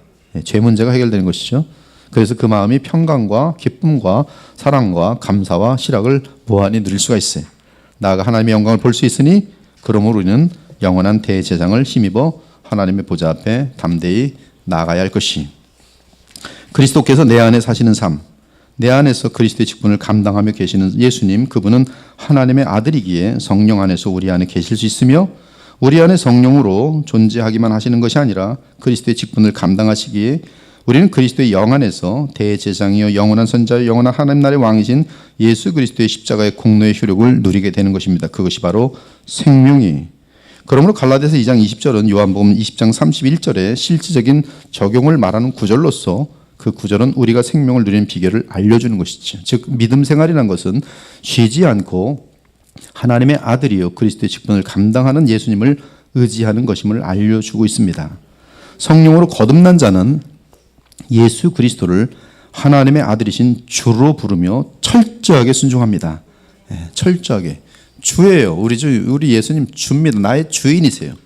그러므로 내가 너에게 알리노니 하나님의 영으로 말하는 자는 성령으로 아니하고는 누구든지 예수를 주시라 할 수 없느니라. 이것은 주라고 말로 하는 말장난을 얘기하는 게 아니라 나의 마음속 가장 깊은 곳에서 누가 나의 주인이에요? 예수님만이 나의 주인이. 나의 주인일 때 어떻게 돼요? 그분이 시키는 대로 하는 거예요. 말씀을 묵상하고 시편을 묵상하고 주의 말씀이 내 마음속에 들리면 온 마음을 다해서, 우리 주님의 말씀인데 주님의 부탁인데 실천해야죠. 우리는 더욱더 내 안에 그리스도의 영으로 와 계시는 주 예수님을 믿음으로 그 이름을 힘입어 하나님과 교통하는 생명을 누리니 이것이 영생입니다. 영생은 곧 유일하신 참 하나님과 그가 보내신 자 예수 그리스도를 아는 것이니이다. 자, 우리 계속 나가겠어요. 지금 여러분들이 들은 것이 워낙 제가 말이 랩하는 것처럼 빨라가지고 2배의 강의를 오늘 다 들으셨어요. 저는 지금 혹시 못 맞히면 좀 그렇잖아요. 여러분 가서 공부하라 그러지만 그래도 직접 그 느낌을 가지고 확신하게 알려주는 것과, 그래서 지금 엄청나게 말을 빨리 했는데 지금 이제 딱 하니까 한 40분 또는 30분 남았는데 잘하면 마칠 것 같아요. 계속 가겠습니다. 한 분도 안 쉬고 갑니다. 예수님의 성경 해석을 보면은 이제 예수님께서 공생의 가운데 성경을 어떻게 하시는가 보면은 보면 요한복음을 보면은 모세가 광야에서 뱀을 든 것 같이 인자도 들려하리니, 인자는 누구예요? 바로 다니엘 7장에 나오는 자기 자신이죠. 인자도 들려하리니 이는 그를 믿는 자마다 영생을 얻게 하려 하심이라.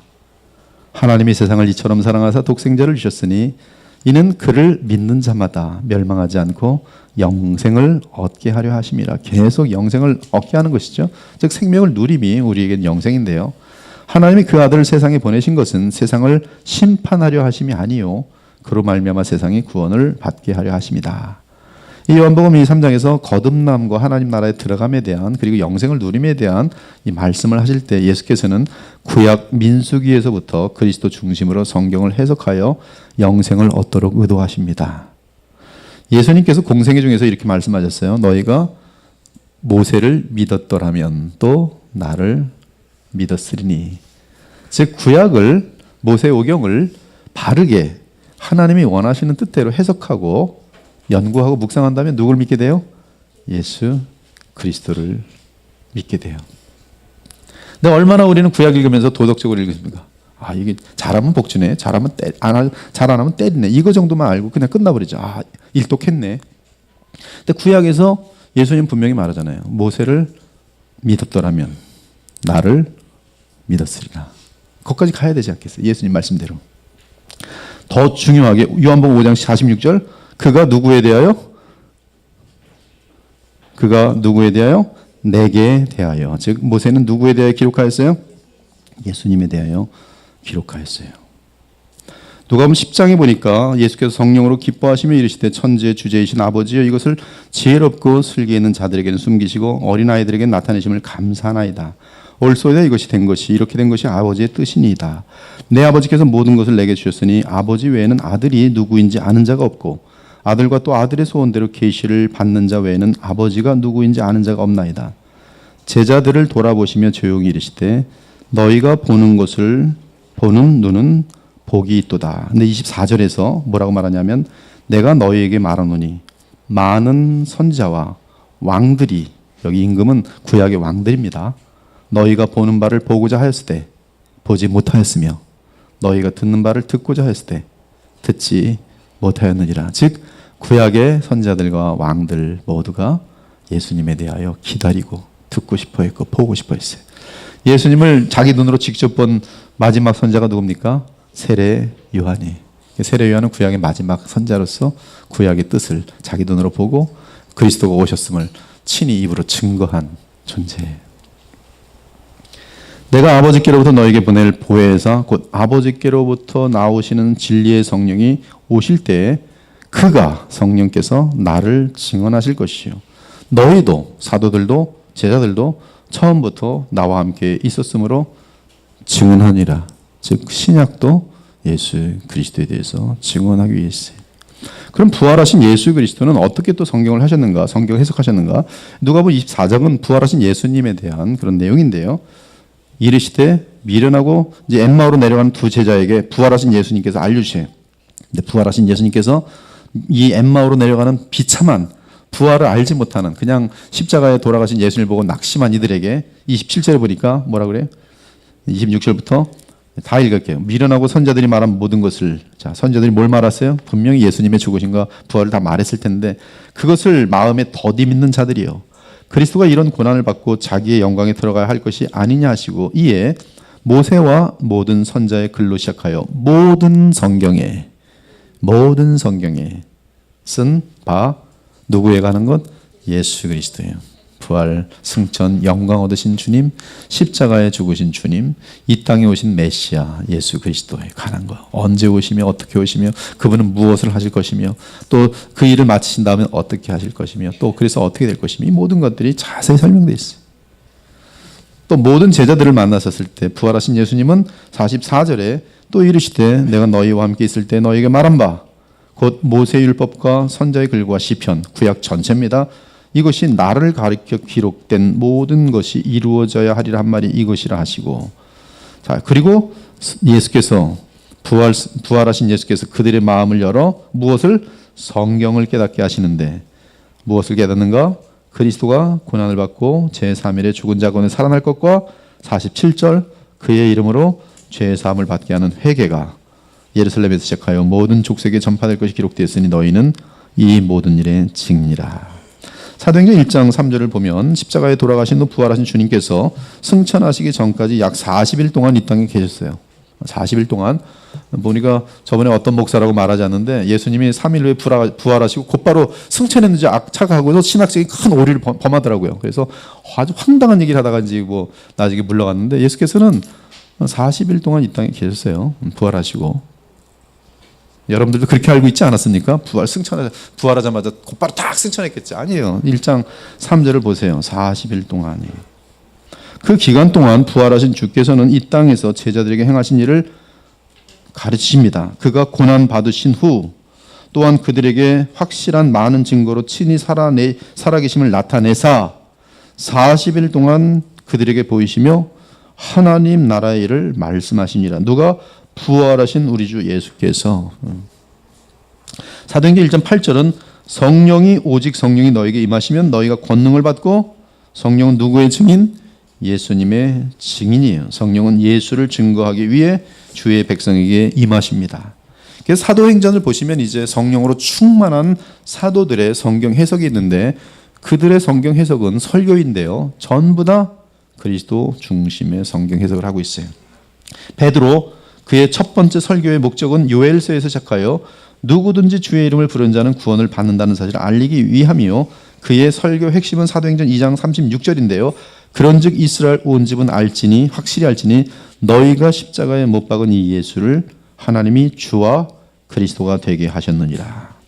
스데반 설교 역시 구약 전체를 다 아우르더니 마지막에 예수님을 전합니다. 너희 조상들이 선지자들 중에 누구를 박해하지 아니하였느냐?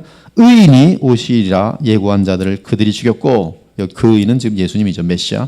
이제 너희는 그 의인을 잡아준 자요 살인한 자가 되니 너희는 천사가 전한 율법을 받고도 지키지 아니하였도다. 그 의인은 이사야 53장 11절 예레미야의 의로운 종, 그 의인을 의미하여 나의 의로운 종이 자기 지식으로 많은 사람을 의롭게 하며 또 그들의 죄악을 친히 담당하리로다. 이처럼 스데반은 모든 성경에서 예수님을 말하였어요. 그리고 그 결과로서 스데반은 돌에 맞아 죽게 됩니다. 사도행전 8장에서는 성령으로 인도함을 받는 빌립의 사역이 나오는데요.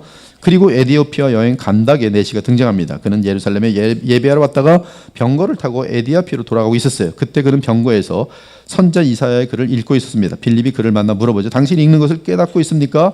이때 내시가 읽고 있던 구절은 이사야 53장 7절이 그가 곤욕을 당하여 괴로울 때에도 그의 입을 열지 아니하였으며 마치 도수장으로 끌려가는 어린 양과 털 깎는 자 앞에서 잠잠한 양같이 그의 입을 열지 아니하였도다. 그 내시가 빌립에게 말하되 청컨대 내가 묻노니 선자가 이 말한 것이 누구를 가리킴이냐? 자기를 가리킴이냐? 타인을 가리킴이냐? 빌립이 입을 열어 이 글에서 시작하여 예수를 가르쳐 복음을 전하니라. 사도행전 13장에는 성령의 계시를 받는 바울의 설교가 나옵니다. 그는 구약의 출애굽 사건으로부터 시작해서 사무엘, 다윗의 후손, 세례 요한 그리고 예수 그리스도를 말해요. 그러면서 예수님에 대해서 말하기를 죽일 죄를 하나도 찾지 못하였으나 빌라도에게 죽여달라 하였으니 성경에 그를 가리켜 기록한 말씀을 다 응하게 한 것이라. 후에 나무에서 내려다가 무덤에 두었으나 하나님이 죽은 자 가운데서 그를 살리신지라.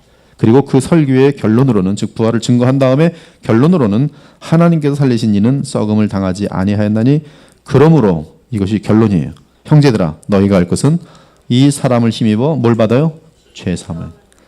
그래서 우리는 항상 죄 문제에 대해서 그리스도에게 나가야지만 해결받을 수 있어요.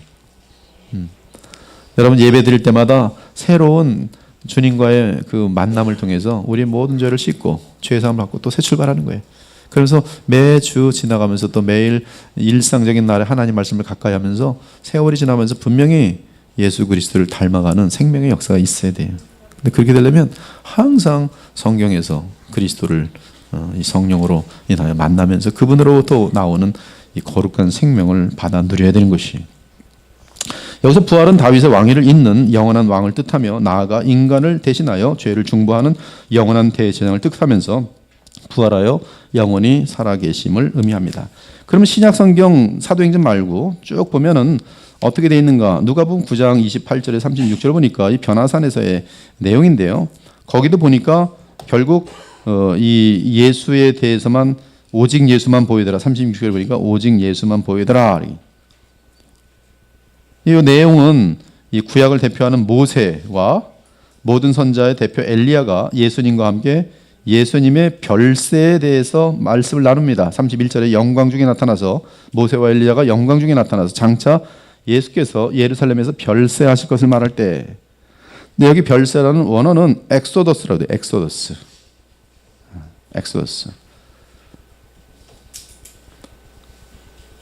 즉 예수님께서는 지금 모세와 엘리야 구약이 그렇게 말하여 왔던 그 별세에 대해서 같이 나누십니다. 이때 모세와 엘리야의 등장은 모든 구약을 대표하지요. 그러므로 이 장면은 모든 구약은 예수 그리스도를 지칭하는 것을 의미합니다. 즉 그리스도 안에서 나타날 진정한 엑소더스, 죄로부터, 저주로부터, 어둠으로부터, 마귀로부터, 우리의 죄성으로부터 참된 엑소더스. 모세와 엘리야로 대표되는 율법과 선지자 곧 구약은 예수 그리스도의 십자가 죽음을 나타내고 있는 것이, 또한 하나님께서 친히 모든 주의 자녀들에게 예수 그리스도께 순종할 것을 명하시는 내용입니다. 바울 서신도 다 그리스도 예수 중심이에요. 제 친구 한 분이 신약의 바울의 글들을 가지고 대명사를 다, 이 대명사가 하나님인가 그리스도인가 누군가 그걸 다 찾아 집어넣었어요. 그랬더니 이 바울의 글 거의가 다 예수 그리스도로 가득한 것을 찾았어요. 주님을 빠뜨리고 읽을 수가 없어요. 거의 매 구절이.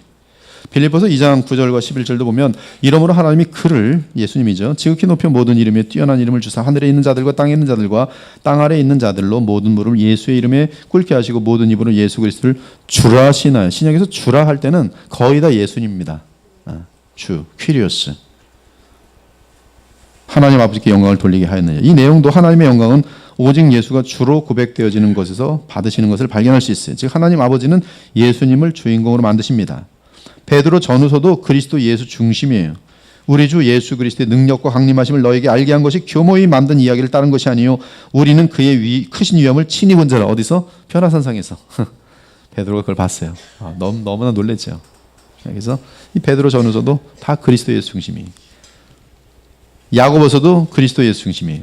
참된 믿음은 반드시 그리스도를 향한 순종을 가져와요. 내 형제들 영광의 주 곧 우리 주 예수 그리스도에 대한 믿음을 너희가 가졌으니 사람을 차별하여 대하지 말라.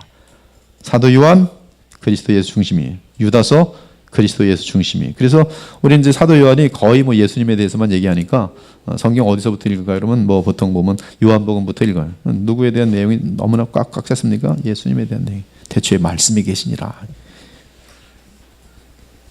유다서도 그리스도 예수 중심이에요. 사랑하는 자들아 너희는 우리 주 예수 그리스도의 사도들이 미리 한 말을 기억하라. 히브리서는 구약을 어떻게 해석하는지에 대한 엄청난 그런 내용을 알려주고 있어요. 그리스도 중심이. 하물며 영원하신 성령으로 말미암아 흠없는 자기를 하나님께 드린 그리스도의 피가 어찌 너희 양심을 죽은 행실에서 깨끗하게 하고 살아계신 하나님을 섬기게 하지 못하겠느냐. 이 뜻을 따라 예수 그리스도의 몸을 단번에 들이심으로 말미암아 우리가 거룩함을 얻었노라. 구약은 메시아의 오심, 즉 왕, 대제사장, 마지막 말씀, 메시아의 오심과 그분의 나라를, 신약은 메시아의 오심과 십자가의 속량 그리고 부활 승천, 나아가 성령을 보내심으로 인한 열방으로부터의 주의 백성을 모으심 그리고 재림을 말하는데요. 이 구약은 예수님을 향하여 쭉 말씀하고 있고 신약은 또한 예수님 안에서 구약 전체를 아우르고 있어요. 그래서 구약과 신약은 상당히 그리스도 안에서 완전히 서로 완벽하게 서로 조화를 이룹니다. 그래서 서로 뗄래야 뗄 수가 없어요. 구약의 신약의 한 점은 사실 구약 전체가 다 들어있어요. 한 점에 다 연결됩니다. 이게 유기체로도 다 연결돼요.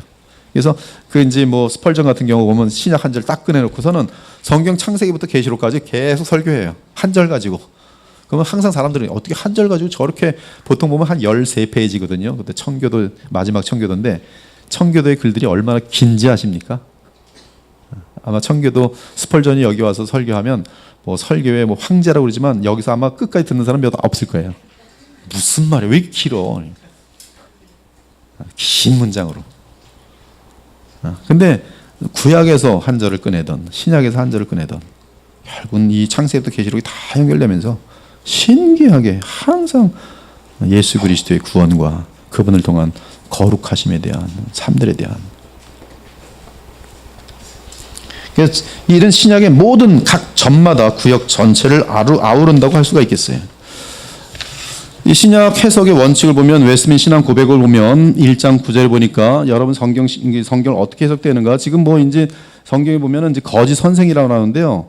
이 지금 이만희 같은 사람은 거짓 선생이죠. 무슨 뭐 계시를 반다면서 얘기하지 않으니까.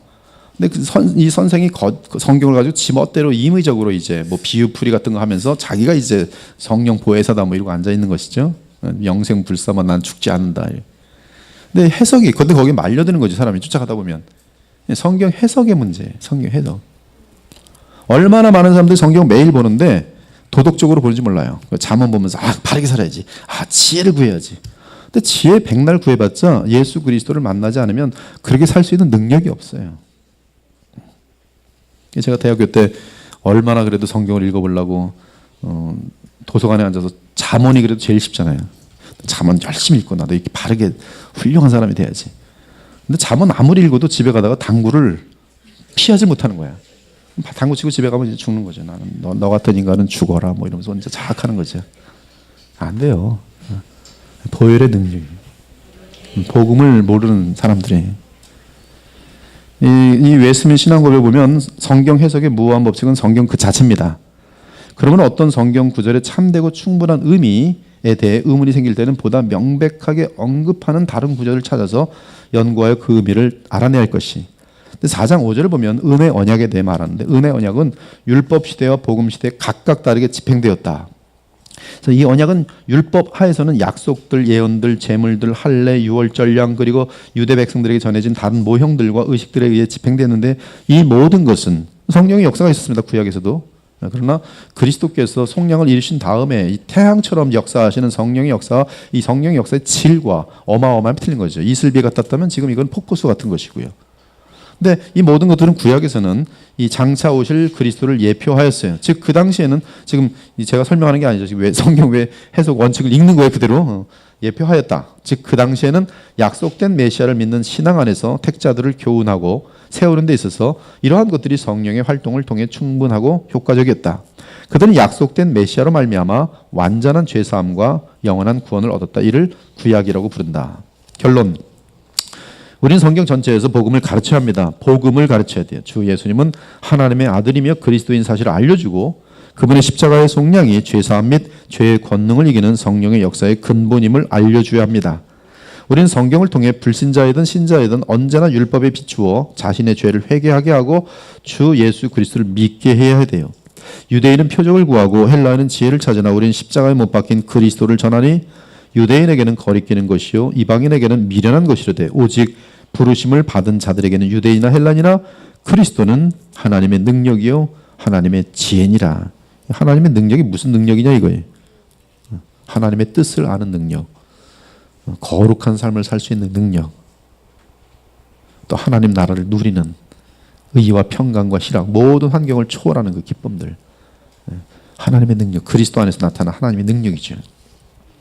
이는 너희들로 하나님의 비밀인 그리스도를 깨닫게 하려 함이니 그 안에는 지혜와 지식의 모든 보화가 감추어져 있느니라. 예수님 안에 그리스도 안에 모든 하나님의 모든 지혜와 보화가 다 있어요. 바울의 다음 선언은 지금까지 고찰을 확인하여 줍니다. 내가 너희 중에서 예수 그리스도와 그가 십자가에 못 박히신 것 외에는 아무것도 알지 아니하기로 작정하였습니다. 어떤 사람은 이걸 딱 읽더니 예수 뭐 이러고 앉아 있어요. 뭐 주문을 하듯이. 그게 아니라 성경 전체에서 예수 그리스도를 드러내고 그분의 역사를 알도록 성경 전체를 잘 가르쳐야 된다. 그런 내용이죠. 주문식으로. 그래서 여기 난 예수와 십자가 뭐 예수 찬송 30분 예수. 근데 무슨 뜻입니까? 아무것도 몰라요. 찬양하는 사람들 그래서 조심해야 돼요. 뜻들 많이 알고 해야지. 찬양하면서 무슨 눈 감고 하는데 무슨 뜻이냐 물으면 아무것도 몰라요. 지 혼자 감성에 취해가지고 뭐 이러고 있는 것이죠. 근데 그들에게 나타나는 특징은 변화가 없죠. 삶의 변화가. 또 바울은 개인적으로 뭐라고 말하냐면 내가 복음을 부끄러워하지 않으면 이 복음은 모든 믿는 자에게 구원을 주시는 하나님의 능력이 됨이라. 먼저는 유대인에게요 그리고 헬라인에게 복음에는 하나님의 의가 나타나서 믿음으로 믿음에 이르게 하나니 기록된 바 오직 의인은 믿음으로 말미암아 살리람과 같으니라. 의롭다 칭함도 믿음으로 받아요. 하나님께서 은혜로 주신 믿음으로 의롭다 칭함 받고 그리스도와의 연합으로 생명을 얻음도 믿음이에요. 지금도 여러분들 믿고 살아가야 돼요. 죄와의 싸움도 믿음으로 이기는 것이 여러분 힘 가지고 안 됩니다. 그리스도를 믿음으로. 그리고 영원한 영광이 들어가는 것도 믿음으로. 교회는 각 지체의 거룩함과 하나됨인데요. 그리스도께서 신이 세우신 참 교회는 그리스도를 머리로 하여 성령께서 역사하시는 교회입니다. 그러한 참된 교회는 복음과 말씀의 진리 안에서 사랑으로 연합되는 거룩하며 하나된 교회예요. 5절 주도 한 분이시요 믿음도 하나요 세례도 하나요 평안에 매는 줄로 성령이 하나 되게 하신 것을 힘써 지키라. 12절 그리스도의 몸을 세우려 함이라. 우리가 다 하나님의 아들을 믿는 것과 아는 일에 하나가 되어 온전한 사람을 이루어 그리스도의 장성한 분량이 충만한 데까지 이르니. 15절 오직 사랑 안에서 참된 것을 하여 범사에 그에까지 자랄지라. 그는 머리니 곧 그리스도라. 이렇게 교회가 함께 복음 안에 성장하면 무슨 이단들이 무슨 세력을 끼칩니까? 지금 보면 뭐 신천지가 뭐 가보면은 그렇게 장로들도 많고 뭐 목사들도 있고 뭐 그렇게 많대요. 근데 14절에 보세요. 사람의 속임수와 간사한 유혹 하나님 말씀 가운데 복음으로 깊어지면 그 풍조에 물리지도 않고 속지도 않아요. 그리고 우리는 이러한 복음 안에서 세상에서 이 어두운 세상에서 빛된 삶 그리고 뭔가 하나님의 영광을 분명히 드러나는 아버지께 영광된 삶을 사는 것이 이같이 너희 빛이 사람 앞에 비치게 하여 그들로 너희 착한 행실을 보고 하늘에 계신 너희 아버지께 영광을 돌리게 하라. 이 모든 것은 각 신자에게 있어서 나와 그리스도의 관계로 요약됩니다. 하나님의 아들 예수 그리스도 그분은 나에게 하나님의 뜻을 알려주시는 분이에요. 즉 마지막 그 선자예요. 나의 죄 문제를 해결해 주시는 분이에요. 영원한 희생제물과 지금도 우리 죄를 용서하시고 우리에게 충분히 보혈의 효력으로 우리를 거룩하게 하시는 대제사장이 있습니다. 우리의 허물을 다 하시고 친히 우리의 연약함을 아셔서 우리를 얼마든지 도우시는 분이세요. 성령으로 하나님의 통치와 이 땅 하나님 나라와 그 영원한 왕 그리고 그분께 순종함이 의와 평강과 희락이 다 아마 정리가 된 건 아니지만 제가 지금까지 이제 목회하고 신학하면서 지금 오늘 여러분들에게 나눈 이러한 그리스도 중심의 성경 해석을 만들어 주는 데 있어서 영향을 미쳤던 분들입니다. 제가 가장 영향을 받은 분은 아마 4번의 드 그라프 제가 1985년에 이분의 영향을 받기 시작했고 웨스트민스 신학교로 갔을 때는 이제 우리 김원수 목사님도 마찬가지겠지만 리처드 게핀 그 우리 마지막 날에 유니언 위드 크라이스트로 말씀하실 때 아주 엄청난 감명을 받았어요. 에드먼드 클라우니 그 다음에 이제 이 커버넌 티올로지컬 세미너리에 브라이언 채플 제가 브라이언 채플을 만난 적이 있었는데 그분이 이 성경 전체로 그리스도를 가르치는 걸 보면서 그때 참 그렇구나. 모세 실바스, 그다음 게알더스 워스, 시드니 그라나다너스 이건 캘빈 신학교 교수인데요.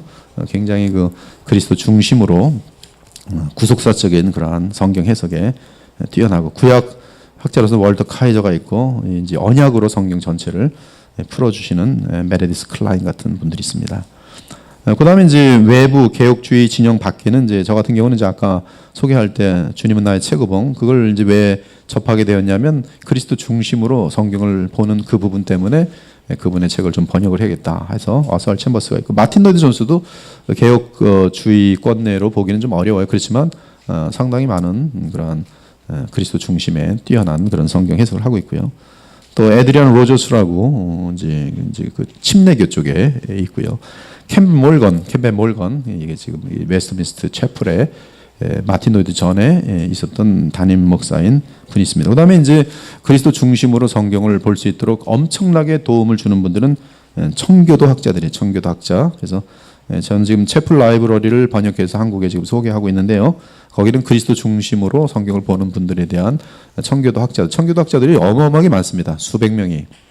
그 중에 뛰어난 분들은 이제 우리가 잘 알던 뭐 존 버년이랄지 뭐 조지 피필드랄지 토마스 보스턴이랄지 근데 이런 분들 보면 다 이제 성경에서 아더 핑크 같은 경우는 뭐 철저하게 해서 아더 핑크 같은 경우는 좀 많이 읽으시면 성경 전체에서 그래서 그분 같은 경우는 구약에 나타난 예수 그리스도 그래서 다윗에 대한 주의 같은 걸 보면 얼마나 그 깊은지 몰라요. 강해서 같은 경우 이런 것들을 좀 보시고, 그리고 이제 우리가 개혁주의 그러면 이제 솔라잖아. 솔라 피데, 솔라 그라티아, 솔라 스크립추라, 솔리 데오 글로리아, 솔루스 크리스투스. 이 내용들도 보면은 예수 그리스도 빼면 아무런 의미가 없어요. 솔라 피데, 오직 믿음. 주 예수 그리스도가 없는 오직 믿음은 허공일 뿐입니다. 그렇죠? 다른 종교도 믿음의 대상을 향해 오직 믿음을 취할 수 있어요. 그러나 우리의 솔라 피데는 주 예수 그리스도의 인격 및 그분의 십자가의 구속을 향한 오직 믿음. 물론 이 그리스도 안에서 성삼위 하나님을 믿는 것이죠. 솔라 그라티아, 오직 은혜, 하나님의 은혜입니다.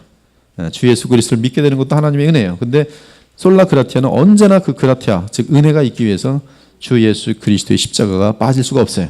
그렇죠? 그것이 예수님의 십자가가 은혜의 파운데이션입니다. 물론 하나님의 예정하심과 정하심이 있지만 그러나 이 역사 속에서 그 은혜가 발생되도록 하신 것은 바로 십자가의 구속이. 그래서 솔라 그라티아도 십자가가 빠져서는 성립이 될 수가 없어요. 솔라 스크립추라, 오직 성경. 복음을 깨닫지 못하는 오직 성경은 하나님의 뜻을 망각한 성경 우상주의자입니다. 고대 유대인들 복음을 알지 못한 채 오직 성경을 외쳤어요. 그러나 오직 성경은 오직 주 예수 그리스도를 알리는 복음이며 복음 또한 오직 성경이. 그러므로 오직 성경은 주 예수 그리스도를 통한 구원과 주 예수 그리스도를 통한 여호와 삼위일체 하나님을 알리는 하나님의 유일한 특별 계시. 솔리데오 글로리아, 오직 하나님께 영광. 하나님의 영광은 오직 주 예수 그리스도 안에서 나타나며 오직 주 예수 그리스도를 통해 하나님은 영광 받으십니다. 성부와 성령의 뜻은 오직 주 예수 그리스도로서 주의 십자가가 증거되고 복음으로 주의 백성이 돌아오고 구원받고 주의 영광된 자녀로 자라날 때 하나님께서 영광을 받으십니다. 주 예수 그리스도가 없이는 하나님은 영광 받지 않으시며 그러한 예배는 성립될 수가 없어요. 따라서 주 예수 그리스도를 통한 솔리 데오 글로리. 솔루스 크리스투스, 오직 예수. 오직 예수는 성삼위 하나님의 영원한 경륜을 다 이루신 주 예수 그리스도의 이름으로 완성됩니다.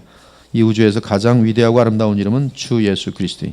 이 이름은 여호와 하나님께서 하나님이시만 사람이 되셔서 둘째 아담으로서 주의 백성들을 위한 구속을 십자가상에서 완성하셨을 때 주어진 이름입니다. 이 이름은 영원한 대제사장이시며 하나님의 어린 양으로 주어진 구원의 이름이며 영광의 이름이고 복음의 이름이며 예수님의 정체를 알리는 모든 비밀이에요. 주 예수 그리스도. 그러므로 솔라 크리스토스는 주 예수 그리스도로 완성됩니다. 개혁주의는 구약과 신약의 언약, 곧 율법과 새 언약은 주 예수 그리스도의 피의 언약, 제사장의 언약, 중보자의 언약인 십자가의 언약으로 종결됩니다. 그러므로 언약의 입장에서도 주 예수 그리스도의 모든 언약에 대해 예수님은 예라고 되어지는 것이죠. 하나님의 나라에서 보아도 다윗에게 주어진 하나님 나라의 약속은 주 예수 그리스도에게 영원히 이루어집니다. 믿음으로 보아도 아브라함에게 주신 하나님의 의의 약속은 주 예수 그리스도를 통한 믿음으로 하나님의 의의 약속은 완성됩니다. 그러므로 개혁주의는 복음으로 완성되지 않으면 목적 없는, 목표 없는, 그리고 근거 없는, 뿌리 없는 솔라 주장이 됩니다. 따라서 개혁주의는 바울의 고백처럼 내가 너희 중에서 예수 그리스도와 그가 십자가에 못 박히신 것 외에는 아무것도 알지 아니하기로 작정하였음이라고 외쳐야 할 것이 오직 주 예수 그리스도를 외치며 알려야 합니다. 이것이 여호와 삼위일체 하나님의 뜻이. 이 튤립, 우리 그 개혁주의 5가지 돌트의 그 선언인데 이 튤립에서 우리는 절대 벗어날 수 없습니다. 그러나 튤립에서 벗어나지 않으면서 늘 주 예수님을 전파함이 우리의 교회의 정체성이고 우리 신자들의 목적이라고 생각합니다. 아무튼 이것은 뭐 우리 그리스도의 보혈교회의 정체성이고 제가 호흡을 마치는 그날까지 저는 성경을 이렇게 가르치고 이렇게 해석하면서 전할 것이고, 물론 뭐 항상 뭐 이렇게 한다 뭐 그런 건 아니죠. 뭐 여러 가지 응용할 때는 빠지지만 그러나 이 모든 것을 지금 이루어가는 그러한 큰 신학의 그 핵심은 바로 우리 주 예수 그리스도를 중심으로 한 하나님의 뜻이라고 보여지는 것이. 예, 원래 12시 10분까지 해보려고 했는데 12시 1분에 마쳤습니다. 기도하고 마치도록 할게요. 하나님 감사합니다. 오늘 각 사람마다 하나님의 인도하심과 또 섭리하심이 다를 텐데 또 부족한 종에게는 여러 학자들과의 만남과 또 귀한 주님의 백성들과의 만남을 통해서 오늘 그리스도 중심의 성경 해석이라는 그런 제목으로 주의 백성들과 나누게 하심을 정말 감사합니다. 주님, 저희들이 어떠한 이러한 풍성함을 같이 나누면서 더욱더 생명을 누리는 그 자리에서 하나님의 영광을 나타내게 해주시고 또 우리가 변화된 삶을 통해서 이 세상에서 빛과 소금의 역할을 넉넉히 감당함으로 많은 영혼들을 주님께로 인도하는데 또 구원하는데 또 그들 역시 예수님을 닮도록 하는 데 있어서 쓰임받는 저희들의 인생과 그러한 거룩한 교회들 사랑의 교회가 될 수 있도록 주님 인도해 주시기 원합니다. 오늘 이 말씀이 주의 성령께서 함께 하셔서 주님 그 마음속 어딘가에 남게 하셔서 언제나 주님을 사랑하고 주 안에서 주 하나님께 영광 돌릴 수 있는 귀한 주님의 백성들이 다 되게 하여 주시옵소서. 우리 주 예수 그리스도 이름으로 간절히 기도 올려옵나이다. 아멘.